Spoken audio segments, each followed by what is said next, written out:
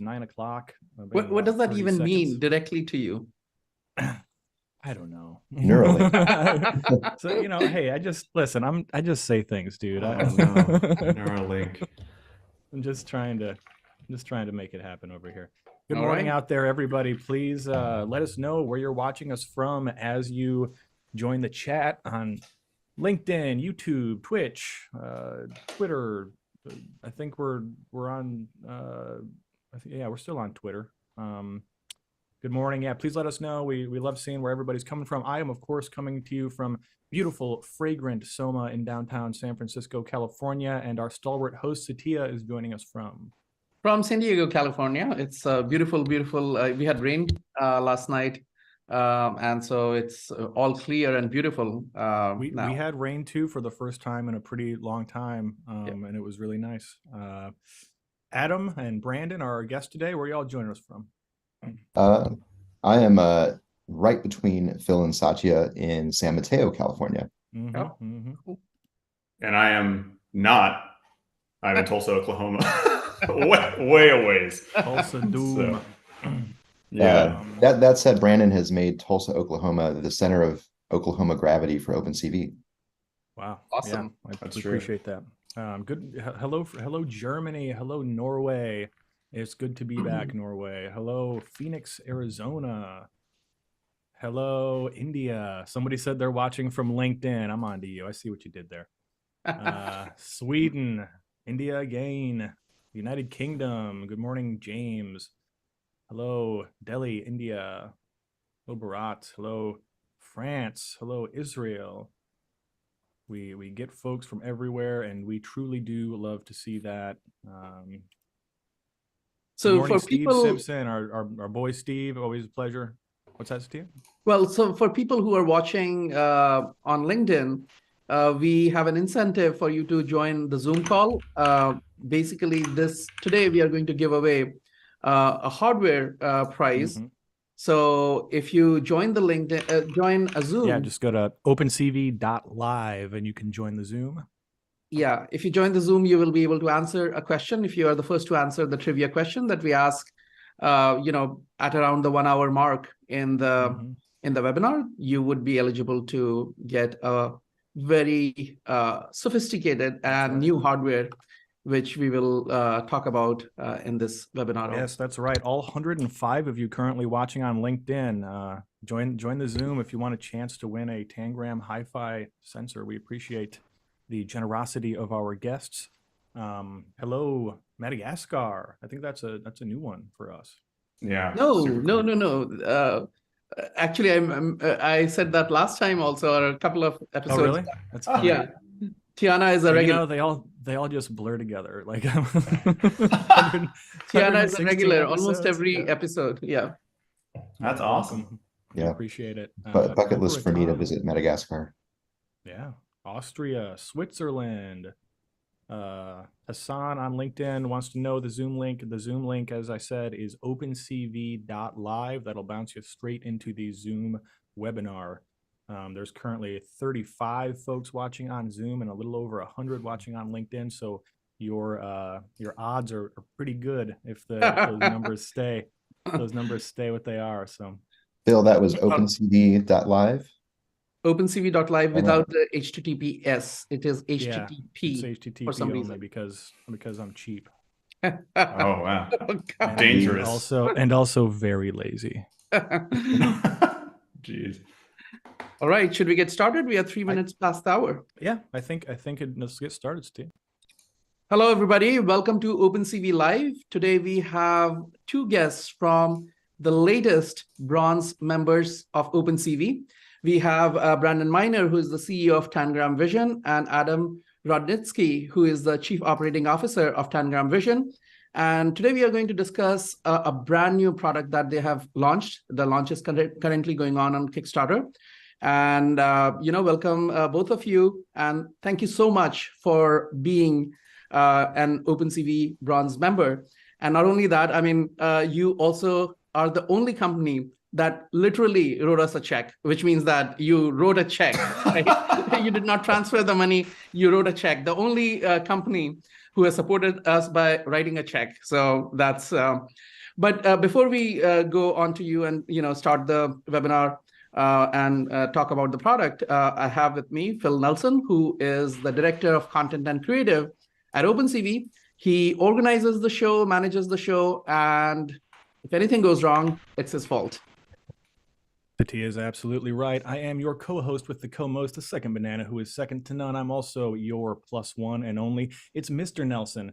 If you're nasty, with apologies to Janet, but you can call me Phil, and I'm here to remind you of a few things we do every single episode of this show. The first of which is taking your questions. Use the Q&A button here on Zoom or type in the chat system wherever you are watching us, LinkedIn, Twitch, Twitter, YouTube, etc., and we will do our best to answer those questions as the show progresses. Also, importantly, we are going to give away a Tangram HiFi sensor later in the episode. You will have the chance to win that sensor by answering a trivia question, which I will make up during this show. You can only win if you are in the Zoom chat that is at opencv.live. opencv.live. And later on in the episode, about 40 minutes from now or so, we will give you the chance to win that Tangram HiFi sensor. With that said, Satya, we've got a campaign of our own going on in the midst of Tangram launching their campaign. Let's talk a little bit about how it's going and give people a bit of an update and ask them for more money. So do you want the diplomatic answer or the or the honest answer? I think we can just be real with these people. They're friends. Let's go with the honest answer. It's terrible, right? OpenCV, we have launched several campaigns We're very in the disappointed in all of you. No, I am pretty certain that most of the people here who are watching us have supported us. But yes, we really when we have done Kickstarter campaigns and campaigns for various commercial products, right? We have OpenCV courses. The very first one of it raised $500,000, right, with the help of 1,300 backers. We did a campaign with two campaigns with Luxonis. Both of them were above $1 million, right? One of them was $1.35 million, and one of them was 1.01 or some above $1 million. Now, these commercial campaigns, right? We raised $50,000 usually in the first 10 minutes, right? And here we have OpenCV 5, which is free for commercial use. Everybody can use it.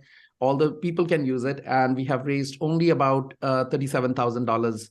And here's the what hurts even more is that 10,000 of it has been donated by 5,000 I donated, and 5,000 has been donated by Gary Bradsky, who is the founder of OpenCV, right? So the actual community donation has been about 27,000, right? But we are lucky that other companies, we're talking to several companies. 304 backers there. We do appreciate everybody. I know, a lot of folks in the OpenCV community are, in countries where the currency is not as strong, or maybe they're students, and we really do appreciate those small donations mean a lot, but they're probably not going to get the job done just on their own. Right. I mean, we have 200,000 people on the newsletter, right? If everybody donated, $2.50, $2, we would be done with the campaign, right? So, please, if you have not donated it, please go and donate, and also spread the word, right? I mean, a lot of people have not donated because they do not even know. Somebody told me that they thought that OpenCV had a blank check from Intel, which made me laugh so much because I wish. Intel did support us. Sometimes a blank bar tab. That's true. No, Intel does support us in other ways, but we don't have currently. We do not have any developers directly working from Intel. So we need your help. Also, if you can convince your company to become a bronze member, that would be a great help as well. And regardless, right, OpenCV 5 will always be an open source library. Whether or not it will be a free open source library it depends largely on this campaign. So we hope that we can keep it free. The easier path, frankly, is that we just change the license to a commercial license that, okay, you can use it for non-commercial use, as many open source projects do. But for commercial use, you'll have to pay, right? That's the easy path, but we don't want to go there. I mean, think about it. Right now, whatever money we get, all of it goes for development, right? I mean, Phil is the only person we actually pay. But other That's than true. that, the OpenCV management, we don't charge, none of the management, we charge anything. And all that, the rest of the money goes to... Satya, you're off by $1. I'm off by $1. I do charge $1, which Gary Bradsky has not sent me for 2 years. He sent me a check for $1 the first year, though. Right. Next year it's going to be a roll of 100 pennies. All right. Yeah, right. With like compounding interest, that's probably like he probably owes you like 210, something like that. That's right. That's right.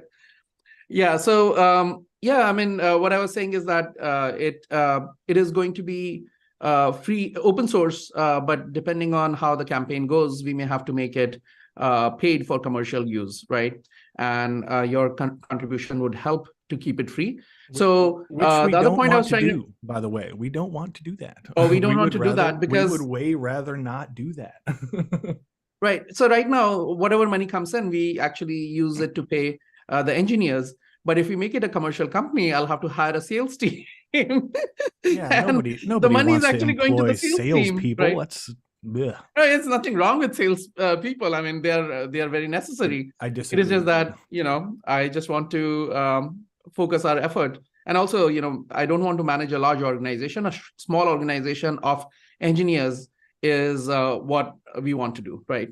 So right. So please help us in the campaign and spread the word around. Yes, and I'm right now, in fact, during the show, I am adding a couple of tiers to our campaign to match what Tangram Vision has just added to their campaign for HiFi. You can now get a tier over there. Adam, you want to drop the link for folks in the chat here? Sure. It's on Kickstarter, Tangram, it's HiFi. You can get one of the lowest price. There's only 10 available right now, so get up on there and get you a HiFi for hella cheap, as the Californians would say. We're also adding a couple of tiers to the OpenCV campaign, in which you will be supporting OpenCV and also get yourself a Tangram HiFi sensor. So go check out one or both of those campaigns and give us some of your filthy lucre. We really do appreciate it.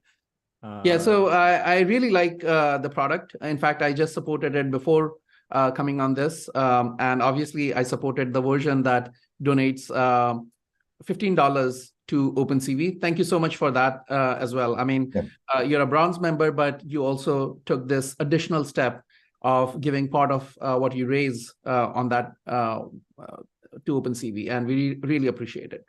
Yeah, Absolutely. snap up those 10 sensors that are available right now. We can maybe push HiFi over the 50K mark. I'd love to take credit for that. So make me look good. All right. That's the point of all this.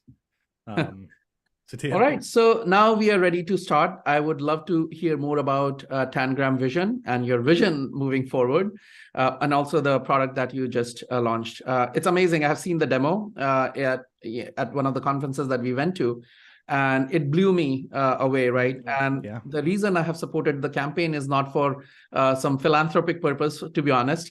I just want to get my hand on something that is state of the art. And the calibration thing that goes into your hardware, that was just out of the world. I saw the demo at the last conference. I think it was CVPR, it's very impressive. The auto calibration feels pretty magical. Yeah. So that's why I wanted to test it out and see for myself how good it is. But it was magical when we last saw it. So take it away from here. Let's please introduce yourselves, Adam and Brandon. Tell the good people out there who you are, and then we can talk a little bit about your brand new tiny but mighty sensor. Yeah. Well, I'll introduce myself first, then I'll hand it over to Brandon to introduce himself and the company. And before I introduce myself, let me just say that not only is Tangram Vision a bronze sponsor of OpenCV, but I donated personally as well. I just want to quickly say, I'm slightly old. I've been using OpenCV since 2007. And until this year, I didn't provide any financial support for OpenCV because I didn't think about it. So I appreciate what Satya and Phil have done to try and raise awareness of OpenCV and why it needs to be supported. So again, I'd encourage everybody to do the same thing that I did and back their campaign. So with that said, I'm Adam Rodnitsky, the elder statesman of Tangram Vision. I No, we're calling you now. Yes, I run the sort of the most of the parts of the company that have little to do with engineering. So I'm the least talented person on the team. But I've Again. been, as I mentioned, I've worked in computer vision and around sensors for almost well over 15 years now.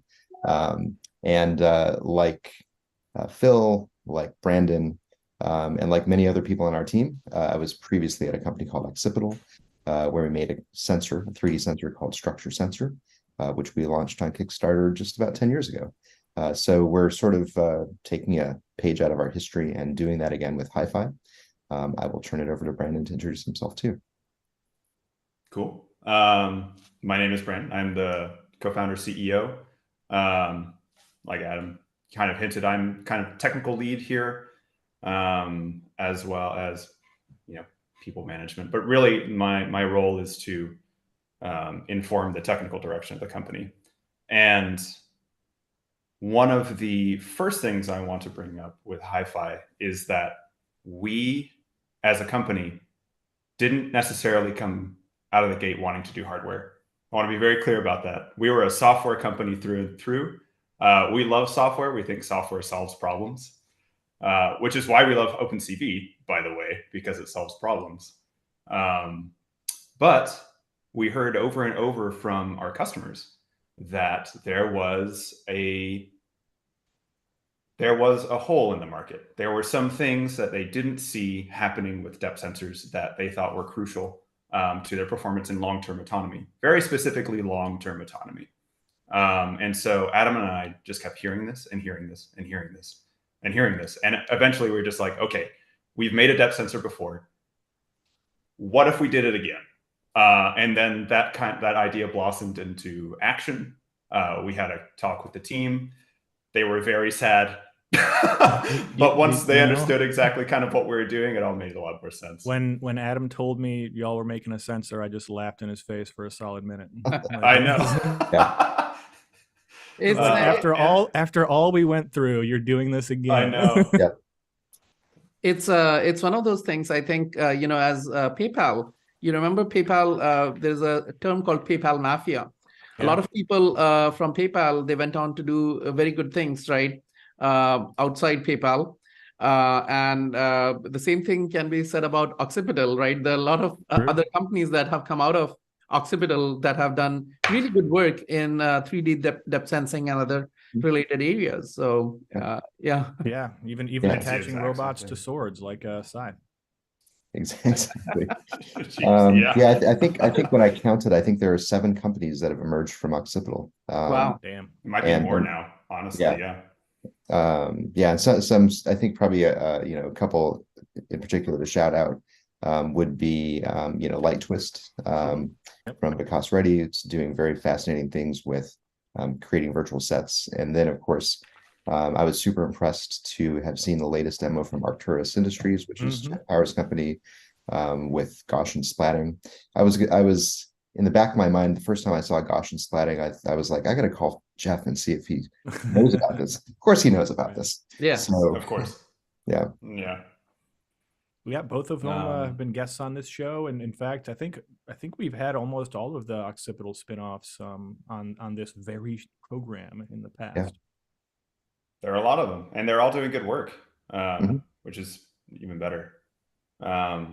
So yeah, the genesis of HiFi was not as gung-ho as one might think, I guess is the main reaction there. But the good news is that we had done it before, and the work that Tangram had laid down the previous years allowed us to do some really cool stuff with the sensor. One of the things you guys hinted at was the self-calibration, which I'm actually the most excited for, because the thesis of Tangram, as I've said before on this show, is that calibration's hard and it's not done well, and it's essential. So having something that just does it for you, that you can kind of mount on a robot and go, is going to be a magical experience. I'm very Probably everybody watching this show has had to do what we call the calibration dance. You know, like you're trying to, you got a chunk of cardboard or poster board, and you're just kind of doing a little shimmy around a camera. Like, yeah. Yeah. the other way around. I don't like that. I work in calibration and I don't like the dance, even though it is an essential tool. Is this the tiny town from Footloose, Brandon? Are you a conservative preacher? Yeah, exactly. You got me. This just in, but- Brandon Miner hates dancing. Oh, okay. You're talking to the former ballroom dancer about hating dancing. I see how it is. Yeah. So yeah, it's really a matter of putting all of our knowledge that we've learned specifically at Tangram into something that we did in our past, which is depth sensors, and the kind of the marriage of the two, and understanding that a sensor is not just something that you plug in and go. It's a essential part of your hardware and software stack that needs to be right the first time, or else it hurts, right? And so Tangram, being the company, the infrastructure perception company, we want to get that right the first time for you.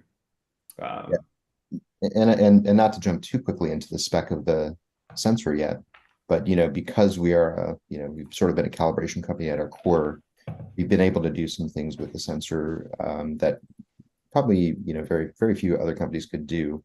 In particular, the lens that we've put on our cameras is 136-degree diagonal field of view. And if anybody's ever had to calibrate not just a fisheye camera, but a super wide field of view camera like that, it's very hard to model out the radial distortion at the very edges. Right. We just do that as a matter. That is one of the things that we want to do in OpenCV5. Mhm. The Yeah. fisheye. I heard. I'm very excited for that, actually. Yeah, so that piece is not good right now in OpenCV. So that is part of OpenCV5 as well. Yeah, it's But it's a hard problem to get right. So like the fact that you're tackling it in OpenCV5 is very impressive. Sorry, what were you saying? No, I was just saying, it's been a limiting factor for depth sensors until now, that you can't really specify a lens with that field of view because it's hard to actually deliver good data with that type of a lens. So let's back up. Do you have some slide? Can we dive into the hardware and even take a look at it? Sure. Yeah, let's roll the campaign video. Yeah, you want to watch the video? Okay. Well, so what we can do is we can we'll share the campaign video for our Kickstarter, which gives you sort of a broad overview of the sensor, and also lets you listen to Brandon's voice a little bit more. Right. It's And I'm fine. sorry about that. Yeah. The bro's coming from my job over here. I don't like it. So I'm sharing my screen. You probably see just a black screen right now. Is that right? Yep. You might Play want to button? turn Yep, down the we're doing volume it. slightly. Turn Sorry, down the do volume what? like 50%. Yeah. Okay. Just So- in case on the video. If Phil, do me a favor, and as soon as I press play, if you start hearing audio, give me a thumbs up, and if you don't, give me a thumbs down. So, Got it. all right. So this is our Kickstarter video. It'll tell you a bit more about HiFi and what it can do. Today's biggest ideas are all powered by 3D vision. But what if it could power yours? Introducing HiFi from Tangram Vision, the tiny 3D sensor that unlocks your big ideas.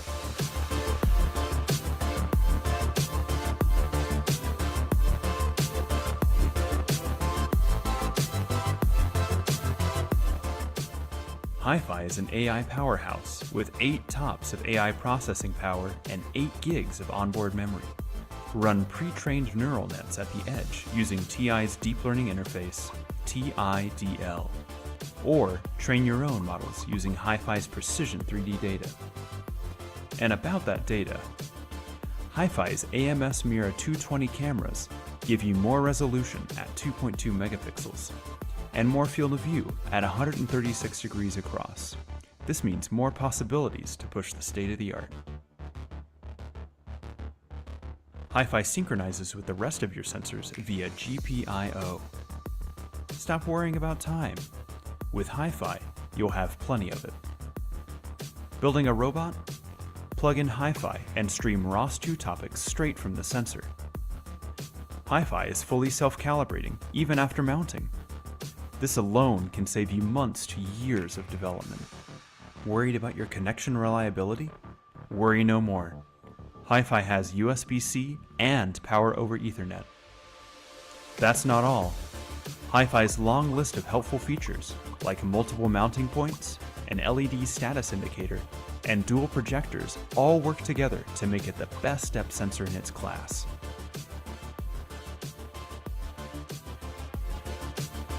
There's never been a better time for your big ideas. There's never been a better time for HiFi from Tangram Vision. Man, Beautiful. when my wife first saw that, she was like, "Is that your voice?"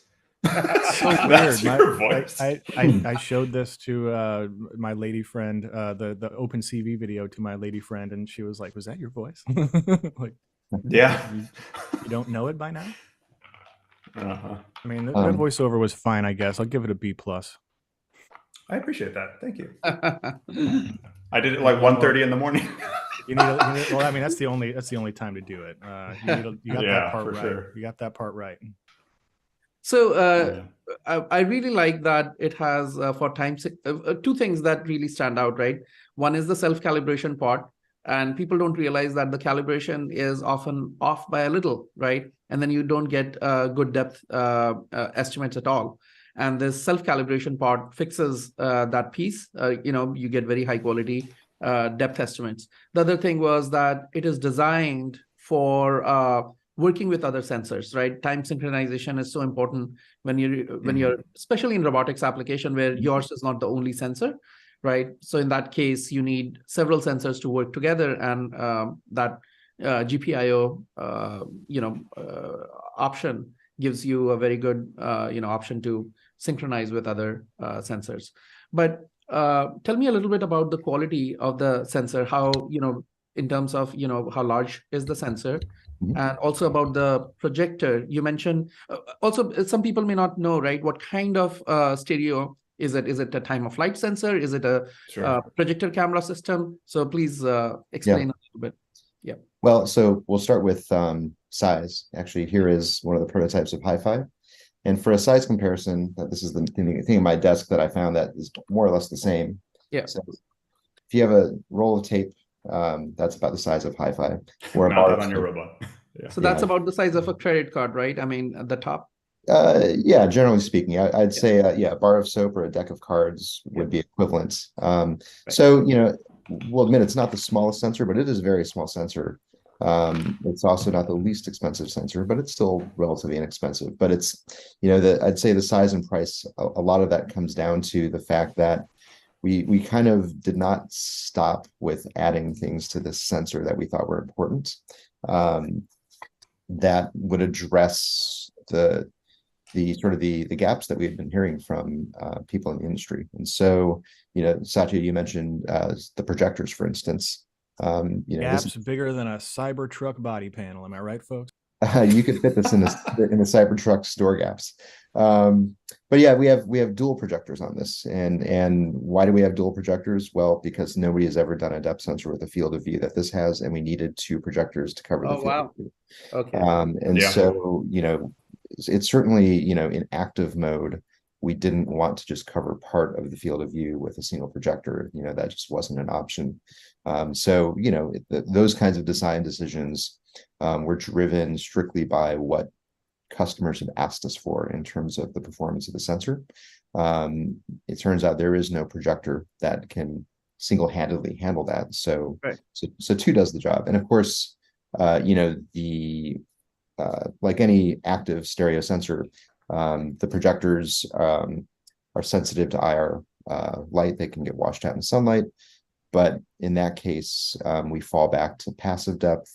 And that's probably one of the other big advantages of HiFi, is that what is basically the cameras that we're using, the cameras and the lenses. What a lot of people don't realize about the sensors that they use that have 1 megapixel cameras is that usually those cameras are downsampled to 0.5 megapixel. We are starting with 2.2 megapixel cameras, and we're super sampling to 1.6 megapixels. And so from a resolution perspective, even in the fallback passive mode, we have more than triple the resolution of a typical depth sensor. And so that just means fundamentally, we start with higher data quality. We add our self-calibration on top of that, and we maintain that data quality consistently. So, that's sort of the first, I guess, the first pillar of HiFi, which it sounds like Adam loves pillars. sounds like a Greek parable, the pillars of HiFi. Yeah. But basically, what we had heard from customers was that when you're building a robot and you rely on 3D sensors for safe navigation or object detection or something like that, the quality of the depth map is paramount. And the primary sensors that are being used right now don't have great depth map quality. So that was the first problem we wanted to tackle. The second problem we wanted to tackle was just reliability in sensors. Most sensors are reliable, but most of them use USB, which is actually not reliable in production. It's great during development, where you want the ease of connecting and disconnecting USB, and maybe your host or your prototype host has a simple way to connect a USB sensor. So we included USB as well, but then we also included Ethernet. So if you're serious about deploying a platform, you don't have to think about switching from connections when you're going from development to deployment. So you have that ease of USB during development, but then you also have the immediate ability to switch to Ethernet in deployment, which if you talk to most robotics companies, those that use USB in deployment have created some crazy hacks to make sure their sensors stay running. We know of robotics companies that have separate bespoke hardware boards whose only purpose is to disconnect and reconnect, power on and power off the sensors because the USB connections fail. Just turning it off and on again in an automated way. Turning it off and on again, yeah. So we wanted to avoid that. So that was why we did that. So that was sort of like the second pillar of this is we want this to be as reliable as possible during operation. So data connectivity and uptime is one part of that. Obviously, maintaining calibration is another. And then what I'd say the third pillar of this is one we didn't plan for, actually. We didn't actually have an intention to make this an AI-enabled sensor. We are using a pretty powerful chip from Texas Instruments in this. That chip happens to have a dedicated neural processing unit that has 8 TOPS. A beefy boy too. Yeah. 8 TOPS of compute. And then we are like, well, we should probably do something with that. Right. So we added 8 gigabytes of onboard memory.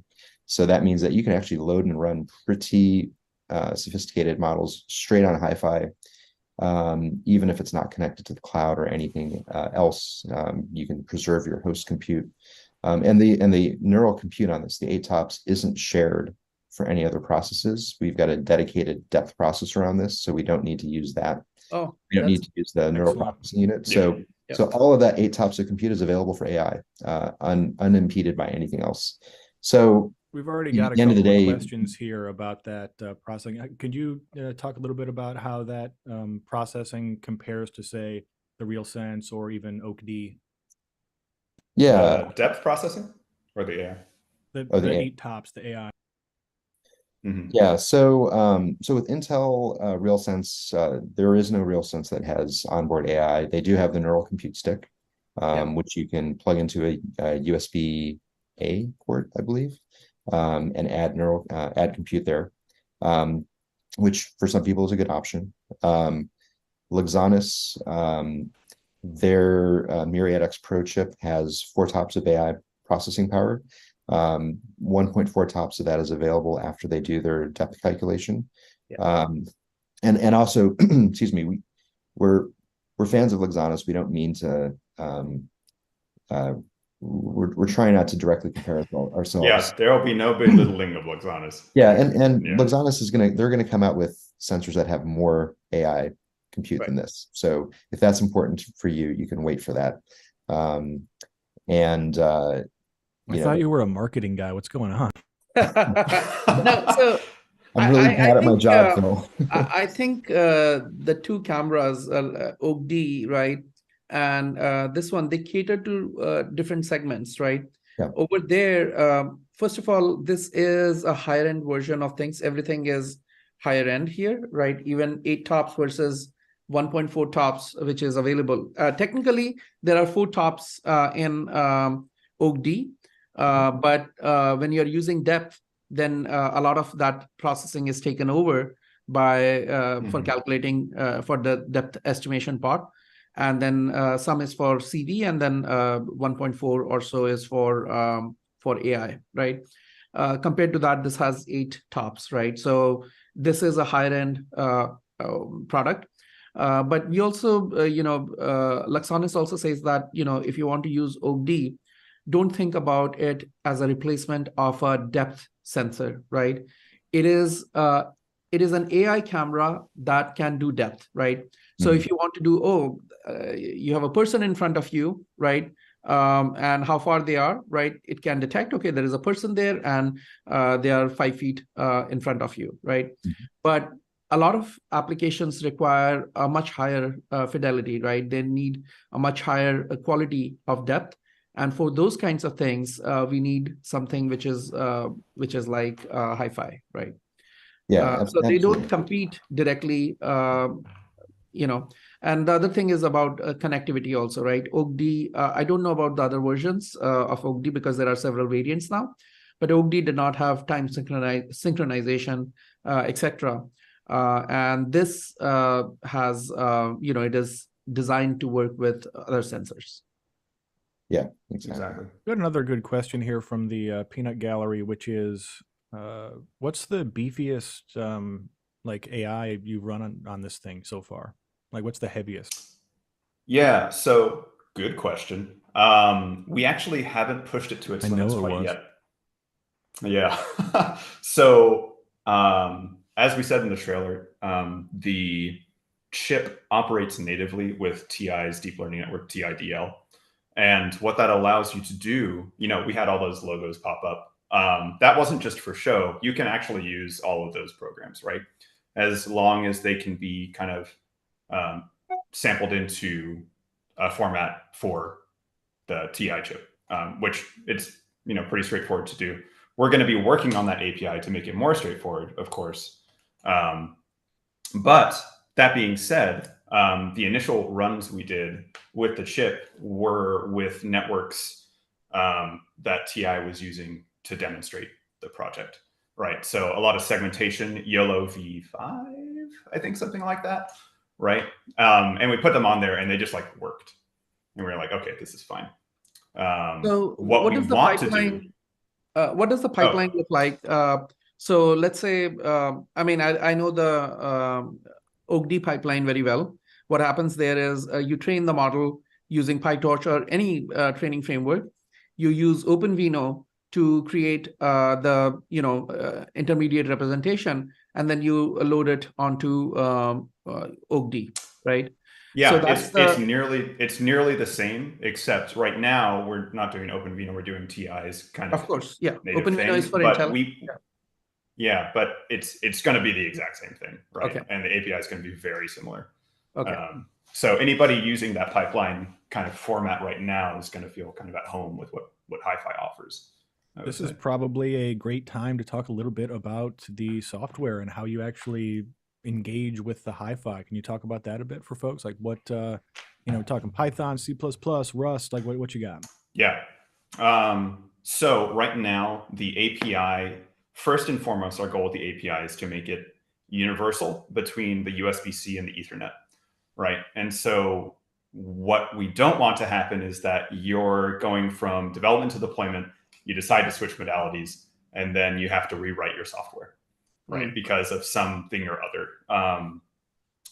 So our first goal, like I said, is to unify those, and it's working, right? You can do some really cool things to make the USB-C look like Ethernet and vice versa. And we have a path forward for that. But once we get to that and we have the pipeline going, we are going to have Rust API, of course, because we're a Rust company, and then C++, and then Python, I think the ones, and maybe C, actually, because C is just kind of universal. So you can expect all of these to be at the end. And we should mention ROS compatibility as well. I was going to bring that up too. Yeah. I'm sure when we say she's watching. Hi, Ross. Yeah. So when we say that it streams ROS 2 natively, that is absolutely something we're going to offer. You're going to plug it in. You're going to say, I want to stream topics and not data, and you're going to get topics. So we're actually, the method of this is still up in the air. And I say that prefacing with the fact that we are working with companies using ROS 2 in production. We are going to actually work with them with early prototypes of HiFi to get this right. So by the time, our backers get actual official HiFis, we expect this to be rock solid. There are a lot of ways to do it. You can put ROS 2 on the sensor. It's basically a Linux instance, so you can do that, or micro ROS, or just wrap things in topics. But at the end of the day, that plug and play ability is going to be native to the sensor, and we're super excited about it. Right. Yeah, and I feel that the success of this would obviously you have done the hardware very well, but the success would also depend on all the tutorials and documentation you have around this. And also, I don't know about the TI pipeline. Do they publish a model zoo of popular framework? Yes. Okay. Yes, they do. Yeah, in fact, and that's what we're going. Oh, go on. Sorry. I'm gonna link to title in the comments just in case people want to see it. Stick it in the show notes as well. And yes, they have a model zoo. It's pretty extensive. I think it's growing as well. Yeah. I think TI is wanting to push into robotics more and more, and so that we just happen to have adopted this at the right time. Right. So I think you can expect that to get easier even as time goes by. Right. So let's go ahead, Steve. Now, when you have this camera, let's say you are using the USB-C interface, do you need to install anything before you can use it, or how does it work? So we are going to have an API, and that's actually a question we're answering now, is how to deliver the driver. Because there's a mode for Ethernet, right? You can just get data, right? Yeah. That's something that'll be interesting. For USB-C, that's probably not the case, but we're hoping to basically just have a driver same as most other sensors, where you just sudo install or pip install and you're ready to go. Yeah, so that's on the architecture pipeline. Yeah, you might have heard about this company Orbic. Mm-hmm. So Orbic basically took over Microsoft's 3D product, and one of the things that they did with OpenCV is they enabled. So right now, if you plug in their product, you don't need to install any driver, and you can have access to OpenCV, their depth directly in OpenCV without any drivers installed. So that's another option. I mean, not immediately. I know you guys. So you're incepting it into our minds. Yes, I'm saying. No, I think that's a wonderful option. Yeah, other companies have done it, right? And we want to push what's possible with OpenCV 3D. This is OpenCV 5. There's a big emphasis on that. And low key, we'll tease a little bit. We're working on sort of a certification program as well in the future. So stay tuned for that. Yeah. So I mean, what you just proposed is basically where we got the ROS 2 idea from, right? Like we had so many ROS 2 users. They're like, why don't you just make this native? So yeah, I could see OpenCV being the exact same thing. Right. That's cool. We'll have to look into that. Yeah, write it down now. I am in my big notebook. Yeah. Oh, nice. What kind of notebook you packing there, Brandon? Oh, this is a Boulder, Colorado random branding store. Yeah, it's fine. No, it's not field notes, Phil. I hate to say it. I know. Hey, you can solve that problem by going to my brother's store and buying you some field notes. That's cool. On base.shop, I think it is. All right. Yes. And buy something from my brother. He will buy me. He will use the money to give me liquor. That's what will happen. Fair. So the current development, are there any restrictions on the OS? Is it going to be available on all operating systems, Windows, Mac, Linux? Yeah, absolutely. I mean, we have taken the fundamental step. So we're a Rust company, first and foremost. I've said that before, but we have taken the fundamental step of thinking about making Rust not the first language of this, so that we can be adaptable to all of these other frameworks, right? But as So Neil we're Young looking- said, Rust never sleeps. It might for this. So we are looking very hard at C, obviously, and comparing that versus the virtues of Rust, because at the very end of the day, what we want is a sensor that you can plug into basically any system and it gives you data. Right. And so whatever that means, we will sacrifice our love of Rust for now if it means that you get a more accessible system. Got it. So yeah, we've got some more great questions here from the audience. Steve Simpson. Although before we answer those, can I just mention, on our campaign, we've put up a special version of HiFi to support OpenCV. We've put it at the lowest price possible, but then along with that, we're doing two other things. We're making a contribution to OpenCV, and also we have literally wrote the book on calibration. So if you back the OpenCV version, you get our 80+ page book on calibration, which gives you tutorials, code, tips.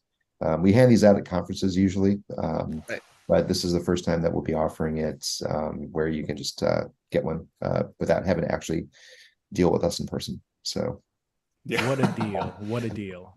Yeah. So if you go to our campaign, I think we put 10 of those up. If they happen to all sell, we'll add some more, or you can just email us and let us know you want one.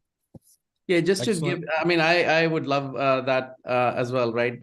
Back the campaign, but I'm looking forward to that calibration book. The reason is that, we have done hundreds of projects through our consulting company and, almost never fail. There's one project where I thought that we did not do a great job, and it happened to be a calibration project. These things are so hard. These are very hard, right? You make one small mistake and you'll spend days figuring out what mistake you did. And I mean, these, especially, I'm not talking about a single camera calibration, but as soon as you go to multiple cameras, if you go to multiple sensors, it's a nightmare, right? Mm-hmm. How many things can go wrong? And even very experienced people struggle with this because you cannot get 5 cameras to look at the same object, for example, right? Yeah. So it's tough.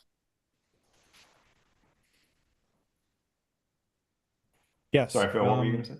We're pushing up on about 10 minutes left. I think now is a great time to do our giveaway.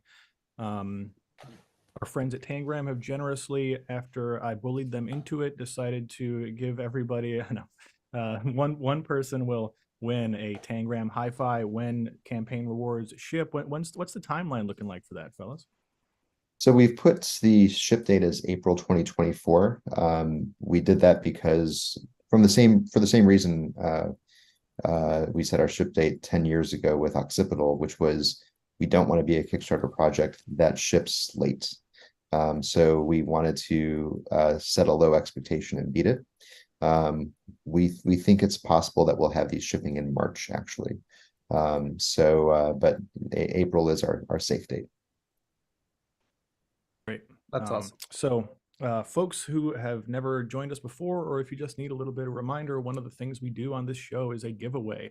I have made up a trivia question, which I am going to ask you. Folks in the Zoom chat at opencv.live, the very first person to answer it correctly will win at Tangram HiFi.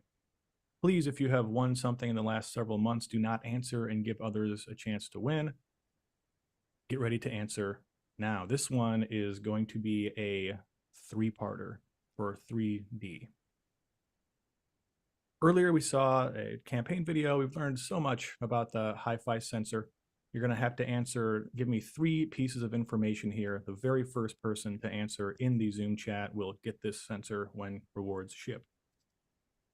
First, who did the voiceover for the Tangram HiFi campaign video? Second, how many tops of processing power are available for AI on the HiFi? And third, what is the name of the company where Adam and Brandon and I first worked together? Good questions. Oh, okay. Oh, You're close, Mark. Yeah, I need the name. I need a name. First of all, set this thing to everyone. The messages should go to everyone. Okay. All right. All right. It looks like Daniel Silva was the first one to answer correctly and spell it right. I know, sometimes you get excited, but I like Gokul's answer. Brandon tried to emulate your voice, Phil. He failed. it's, hey, there's It was there's a poor no, facsimile. Yeah. yeah, it's all about the low end, baby. So congratulations, Daniel Silva. Please send exactly one email to phil@opencv.org, and we will make sure that you get the Tangram HiFi when they ship. Congratulations. I'm really surprised by how quickly you got that. Sometimes if you watch this show, sometimes it's like 3-5 minutes. We're just like, close. But this time they were Johnny on the spot. So congratulations, Daniel. But it has Yes, also happened that you have not finished the question and the answer was there. Yeah, sometimes Some people get started way guessing. sometimes people get way too in my head. It's terrible. It's crowded in there, folks. So Adam earlier mentioned that Tangram now has a tier on their Kickstarter campaign where you'll directly support OpenCV.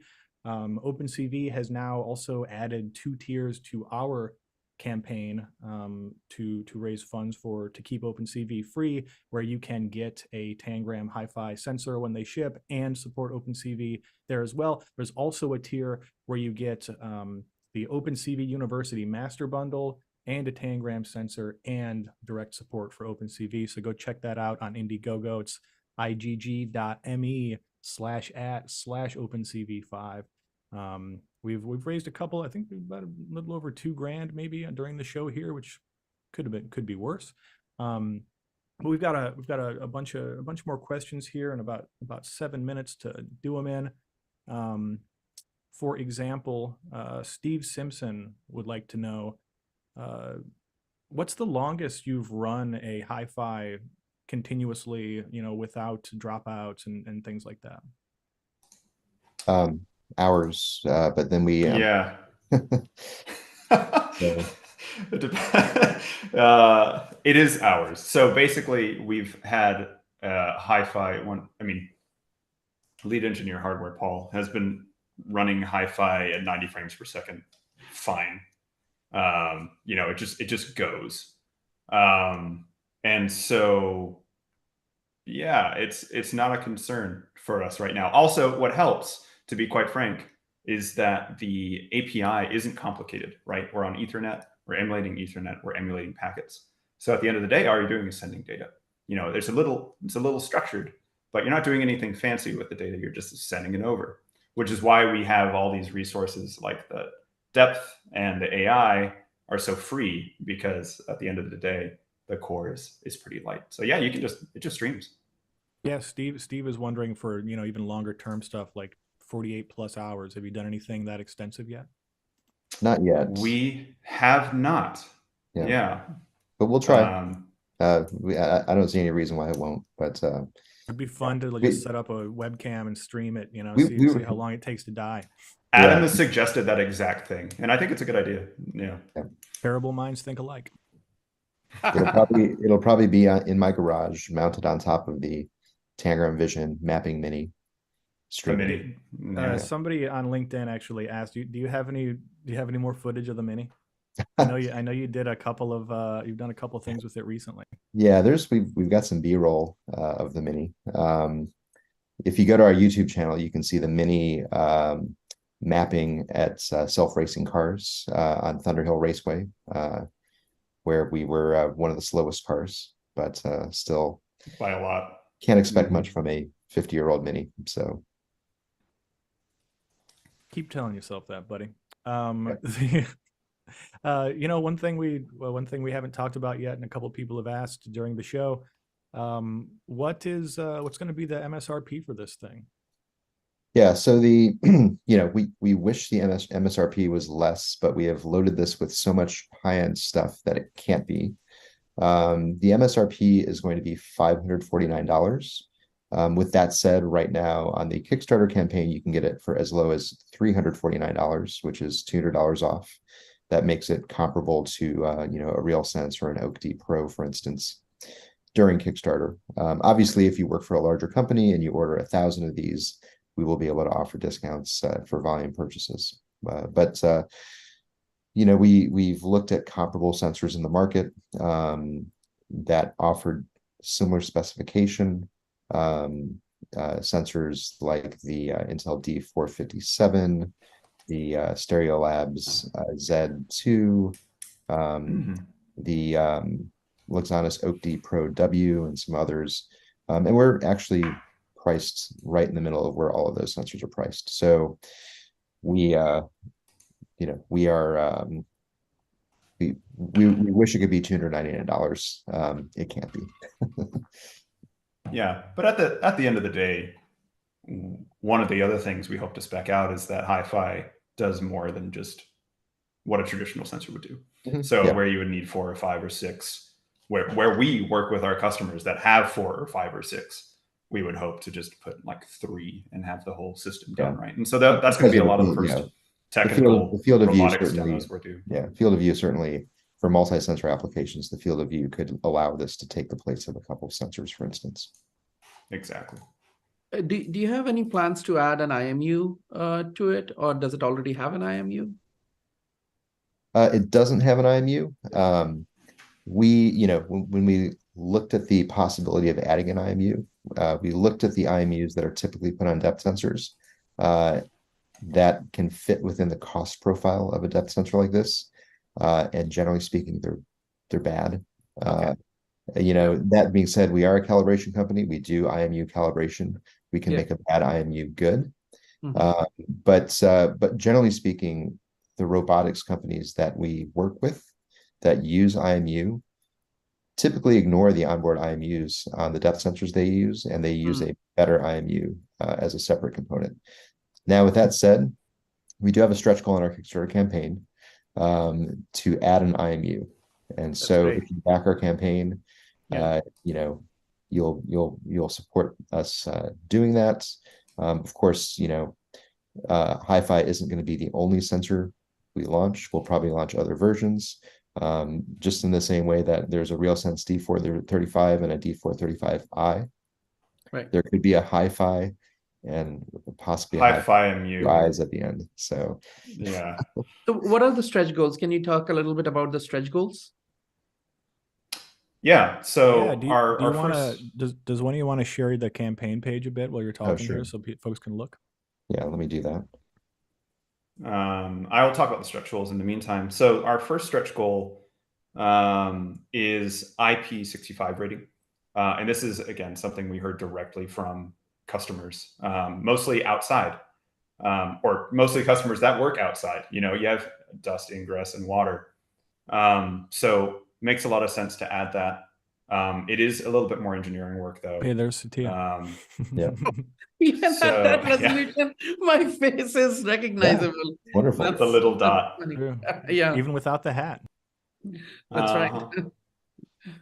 Our second stretch goal, which actually is probably the most engineering work, but also the most payoff I see in my mind, the coolest, is onboard visual odometry. So basically making this into a native tracking sensor, having your eco motion come straight from HiFi. Obviously, that's a lot of work, engineering work. These systems aren't easy, but at the same time, we have a self-calibrating system. And so enabling tracking natively through HiFi's API would be so cool. Again, it's not a priority for us right now, but it's one of the things that HiFi could just open up for projects that are interested in that kind of thing, which I can't think of a robotics project that wouldn't be interested in that kind of ability. And then, of course, the last is our IMU edition. It's very low on the list because, again, the IMUs that we spec'd and the IMUs that our customers actually use aren't the same. But at the end of the day, we could probably make it work. That's probably going to be the heaviest lift, though, making it work to the standards that we have for hi-fi. So, yeah. But even the 500K goal is pretty ambitious, right? Onboard visual odometry. That would be awesome for folks. Oh yeah, I mean, yes. It's a problem that technically I think the Tangram team would just be very excited to tackle. Yeah. But we have things to do. So it remains a stretch goal for now, for sure. That makes perfect sense. Yeah. But I mean, usually what happens is that, okay, even if it is a stretch goal, usually it gives you a sense of what is in the product pipeline, right? What is the roadmap of the product, right? So I'm assuming that visual odometry, adding it is in your long-term goal as well, right? Yeah. So one of the coolest things about calibration is that it opens up a lot of possibilities once you get it right. And so absolutely, things like visual odometry, more comprehensive SLAM, things like that are in our sights. But they're not here. They're here. We want to make sure we get all the core competencies of robotics right first. And that includes the hardware now, getting all that done so that by the time we get over to the other side, the application side, it just works. That's our goal. That's great. Yeah, that's great. We're butting up against 10 o'clock here. I think now is as good a time as any for Satya to take us home. But first, Brandon and Adam, if folks want to follow you on Al Gore's internet, where can they do that? At LinkedIn, we're just Tangram Vision. Find us there. On Twitter, we're at Tangram Vision, Tangram Vision. If you would like to back our Kickstarter campaign, I will post the link once again in the webinar chat, or just go to Kickstarter and look for HiFi. If we didn't answer your question today, but you'd like to ask us, just email us at info@tangramvision.com and we will get back to you. Yep. That's great. Awesome. I appreciate that. Satya, take us home. All right. Thank you, everybody, for joining us here. And thank you so much, Adam and Brandon, for presenting Tangram Vision's HiFi. It's a really exciting product, and I hope the Kickstarter campaign is super duper successful. And thank you, Phil, for organizing this show. And last but not the least, I want to thank the audience. As always, they show up every week or whenever we organize a show these days. And it's a real pleasure to communicate directly with the OpenCV audience. So thank you so much. Yes. Thanks, everybody. Be good to yourselves. Be good to somebody else. We will see you probably in 2 weeks, because next week is Native American Heritage Day and Thanksgiving. In 2 weeks, our guest will be Kat Scott. We're going to be talking about the coolest stuff from RossCon in New Orleans, which Tangram was present for. And we'll probably also talk a little bit about the PX4 Developer Summit on that show as well. So look forward to that. Nice. Same bat time, same bat channel. Adios.